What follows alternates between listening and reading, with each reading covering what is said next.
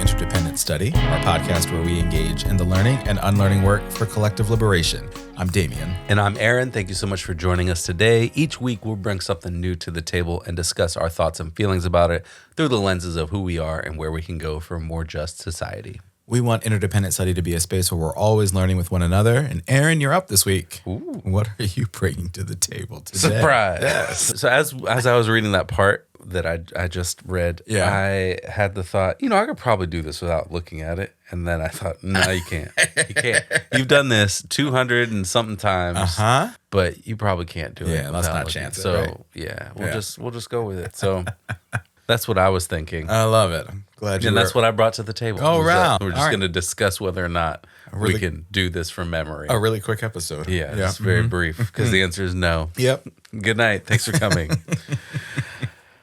No. What have you brought to the table today? Let me bring us back. You want to get to the point of this? Yeah, that's what the people are here for. All right. I'm bringing an article, a discussion, really.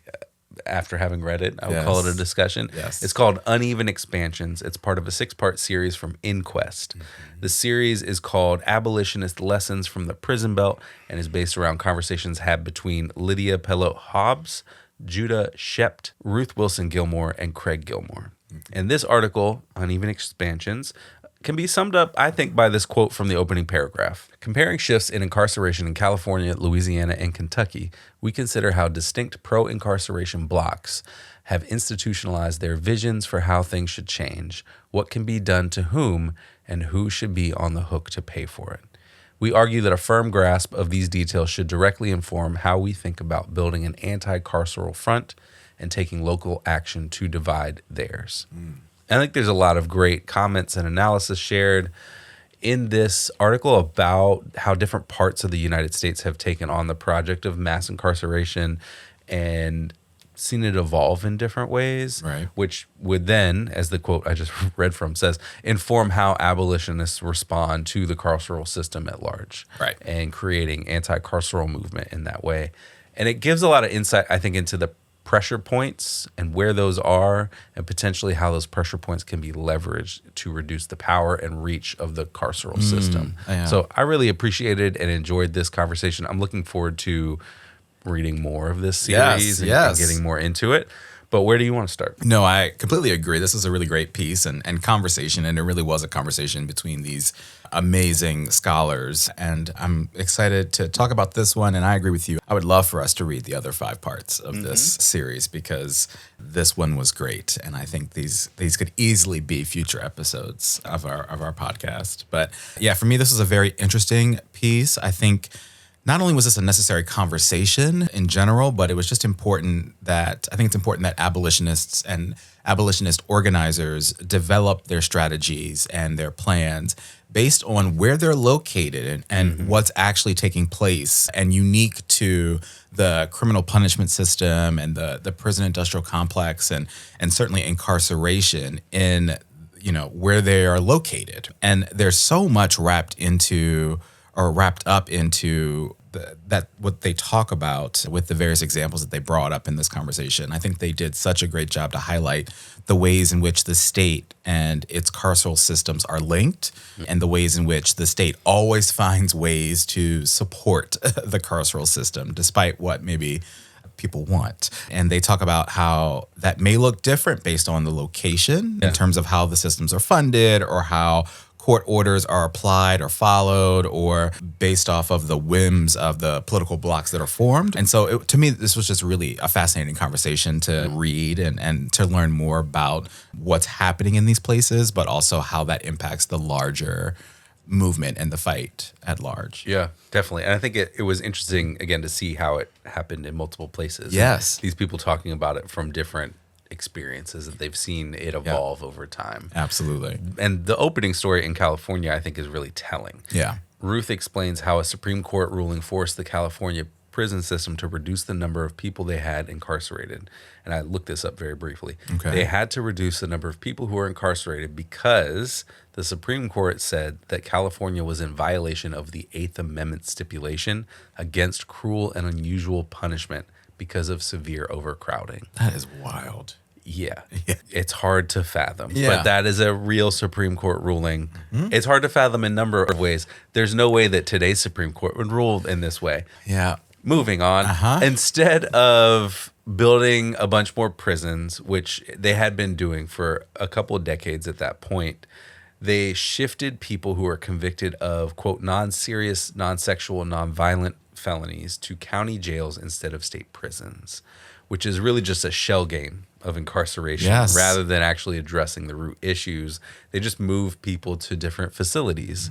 And the state paid out additional money to the counties to pay for this influx of people in the jails. And ultimately, the sheriffs got to decide how to spend that money. And I said this is telling because I think it demonstrates how these systems can absorb a problem that they're facing, especially an external problem like a Supreme Court ruling. Right. And we see that they figure it out. And they figure out how to continue to support incarceration. There it is. And the penal system. And we also see how this kind of movement happens in different ways in different stories shared about different areas in the country throughout the conversation. Yeah, absolutely. Well, I had the same thought about California when I read that, just this idea of that, not addressing the root issue of the cause. It's honestly because these systems are designed in that way to not care about the root issues at play. Like if the Supreme Court says you're in violation of cruel and unusual punishment clause of the Eighth Amendment, that might give you pause to think, what got us here? Yeah. But no, we're just going to move these people. Just move them. Move them. Move them out of here. Think about the other problem, never. Maybe later, but probably never. But probably never. There it is. Yeah, absolutely. So yeah, that was really fascinating. And you mentioned the other places that they talk about. So they discuss what's taking place in Kentucky as another example. So Judah says, quote, "The jail expansion that's happening in Kentucky does look fairly different from that in California. To give a concrete example, just recently, Laurel County, a small and mostly rural county in eastern Kentucky of about 60,000 people, opened a new 600-bed jail with capacity to expand by another 300 beds.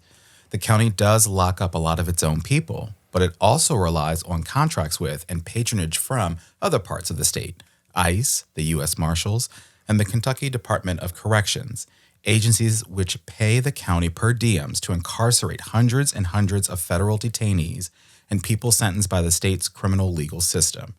That jail opened in 2020, and within 2 years, the county was reporting that the jail was financially, quote, self-sufficient, with the county allocating zero tax dollars for the jail's operation. Of course, it's anything but self-sufficient, as it relies completely on the payments that follow the incarcerated people from other agencies into its cages. Importantly, for an assessment of the terrain in Kentucky, the jail metabolizes that money, almost $3 million a year, into reproducing the jail itself, while likewise paying for other infrastructure, services like fire trucks, and even cost of living adjustments for county employees. Here we can see the importance of paying attention to those points of difference for thinking about how money moves and how that relates to the political geography of custody and what that means for splitting the forces coalescing around its expansion. And I don't know, that it kind of stopped me in my tracks. I think there's a lot to process in that, right? And certainly a lot for abolitionist organizers in Kentucky to consider as part of their strategy and what's needed there. But what really stood out to me is both the scale of the carceral system there. Like they've built this kind of massive facility in a relatively small county, right? Which is crazy in and of itself. But what also stood out to me is the ways in which the funding is being used. And it would be so interesting to learn how the state is spinning the narrative around how the funding they are getting is being used for things like fire trucks and COLAs for county employees. And I think about our local elections and when we are supposed to vote for those, what are they called? Not mandates. What are those things called that we vote for, right? Referenda. Yeah, we have a lot of budget referenda here about the county borrowing money to build certain things. And so I don't know, I'd just be fascinated to learn what's happening there too. But, my question in response to that, like how they're spending the money on these, some might argue necessities, fire trucks and COLAs, would be, at what cost is that? And you also think about, a fire truck, how much did you pay to build the jail? Uh-huh. And I understand that it's self-sufficient, but ultimately, where's that money going? It begs a lot of questions to follow up of, okay, but is this self-sufficiency when really you've built a facility that holds 1%, maybe even 1.5% of your county's population in a single building? And if it's self-sufficient, that means you're most likely not really, even in the perverse world of a carceral system, you're not really serving your community in that way. Right. And so there's all kinds of questions that it then creates around what's a county for, what's a county jail for? Is it for this? Yep. I guess right now it is, because this is happening in a lot of places beyond the 3 states that they talk about in this article. Absolutely. And particularly thinking about the mention of ICE there, like the way in which ICE is infiltrating these facilities across the country is staggering. Yes. Absolutely. Yeah. So, and then Louisiana, which is own special place. Yes. It's the prison system, which, in my opinion, most closely resembles the plantation economy. The sheriffs figured out how they could pressure the state to pay them more money. So Lydia Pelot-Hobbs says, quote, when the federal courts placed population limits on Angola and basically stipulated that parish jails would have to hold sentenced people who would ordinarily be incarcerated in Angola, the sheriffs hated having those folks in their jails. The sheriffs argued that that wasn't what their jails were for and that they couldn't afford it. They protested until the legislature agreed to institute a per diem system in Louisiana as a nominal financial offering. But then the per diem system rerouted their political agitation in the opposite direction as the Louisiana Sheriff's Association started to organize as a bloc to demand that the state incarcerate even more people sentenced to state time in the jails. So the tune changed here, obviously. Yes. When they started making money on state incarceration, similar to the way that it's happening in Kentucky, as we described. Yeah.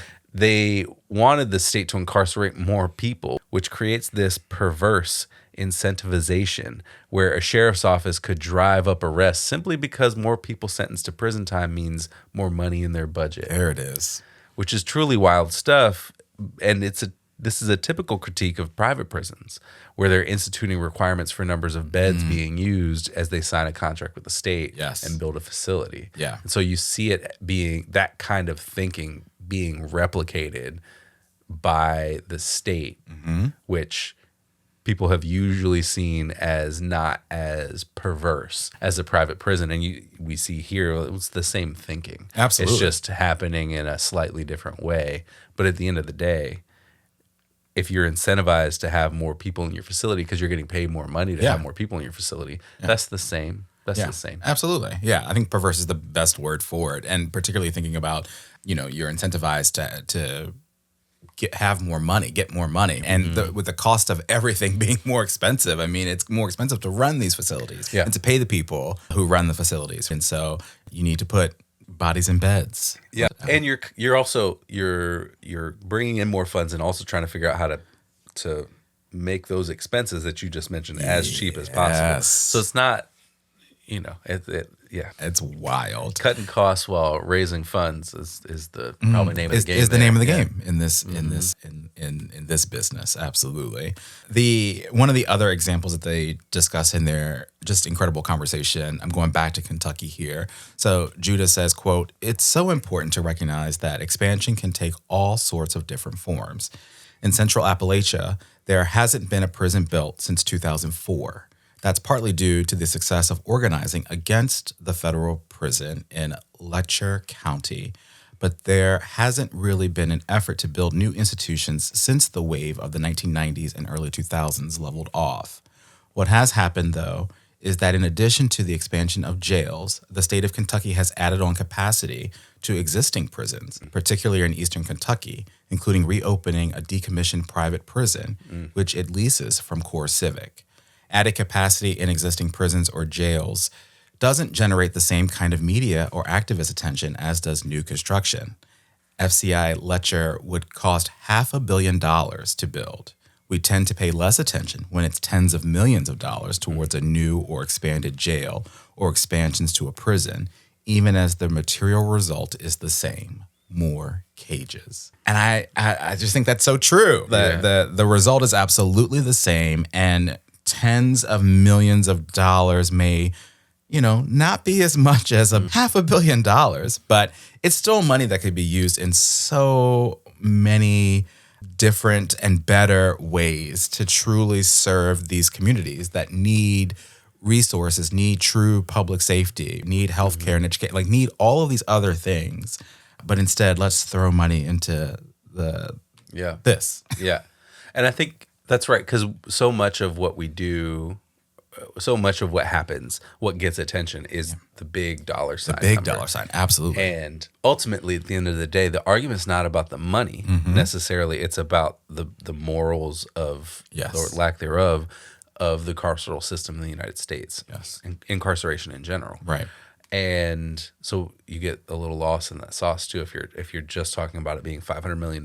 Yeah. That's not really the point. Yes, $500 million is a lot of money, and that's an argument against it, but the core argument is not that. It's not that at all. It's not about that. Absolutely. All right, let's talk about application, because we're starting to get into my application a little bit. How does this apply to our day-to-day lives and work? Craig Gilmore shares a question at the end of this discussion that I think should be a foundational question for any campaign or organizing work, including thinking about what your argument is against a new prison project. Yes. Be it $500 million or otherwise. Yep. He says, quote, "If this is the messaging we're using to win now, how might it be used against us tomorrow?"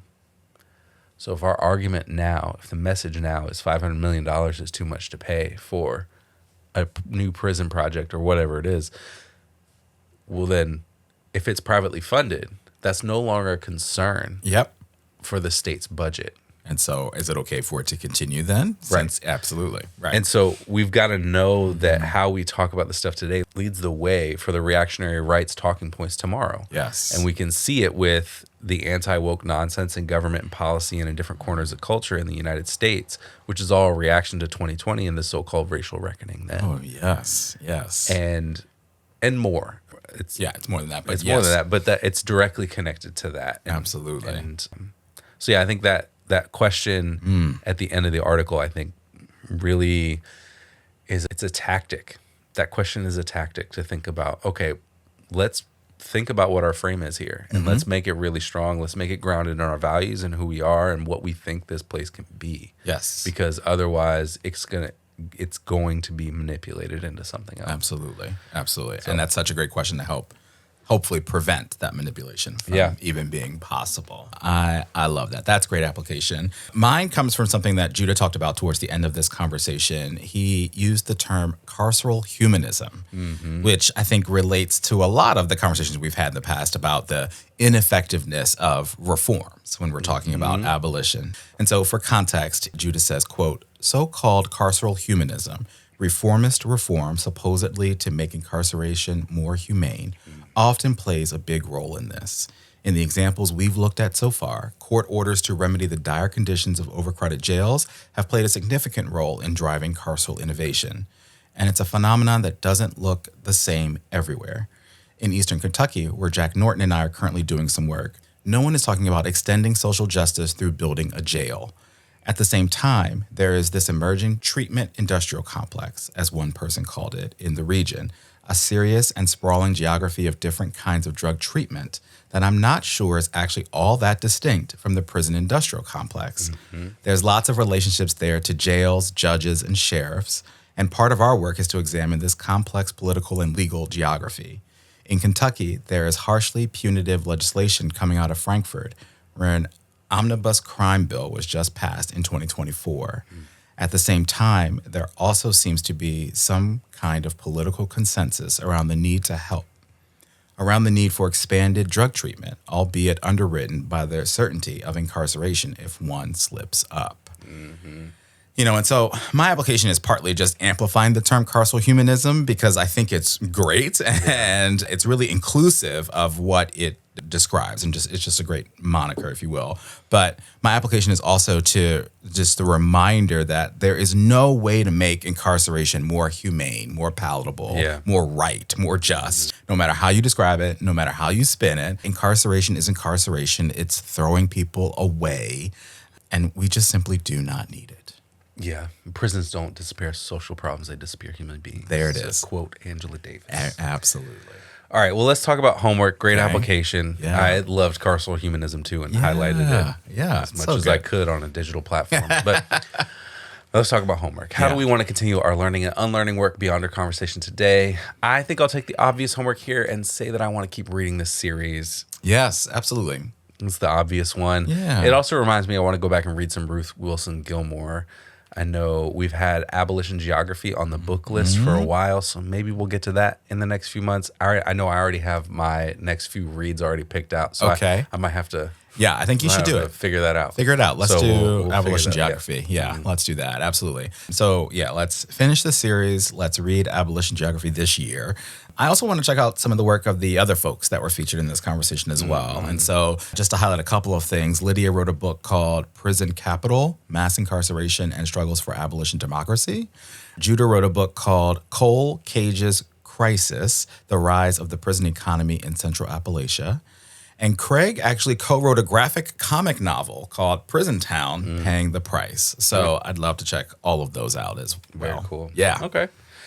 Well, great homework. Lots more books to Look at that. Never-ending get to. list. Never ending. Which I love. Yeah, we're gonna have to find more time in the day to read all these And books. that's what I need. Don't we all? All right, Damien, you're up next time. What do you bring to the table in our next episode? Yeah, so speaking of books, I'm bringing our August book to the table for us to talk about. The book is called The New Radical Regime, Recalibrations of White Supremacy. It was written by Alana Linton and was published by Pluto Press earlier this year. And so here's the description of the book on their website. Quote, as Robin D.G. Kelley puts it, anti-wokeness is the perfect example of the functioning of the racial regime. Taking the reader beyond the distracting framings of culture wars and moral panics, Alana Linton shows how the attacks on Black, Indigenous, and anti-colonial thought and praxis reveal the process through which racial colonial rule is ideologically resecured.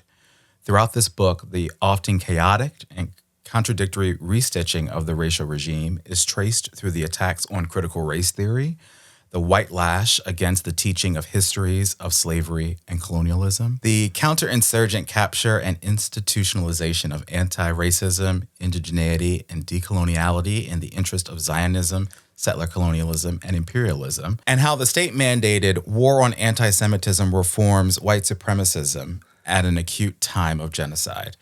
While the racial regime undergoes constant recalibration, its inherent instability is the consequence of the continual resistance from below. Maintaining and deepening that resistance is vital at a time of rapidly mounting fascism. Mm-hmm. And so this is a heavy book for sure, but it's been a great read so far. I still have a lot more to go, so I'm looking forward to finishing this book, but I'm also really looking forward to our conversation about it. Me too. I can't really tell how far along I am in the book, but you're further than me. And I think I've got 2 chapters left, and so it's been really, really good. Yeah. And as I've gone through, I've tapped on some of the footnotes. Yeah.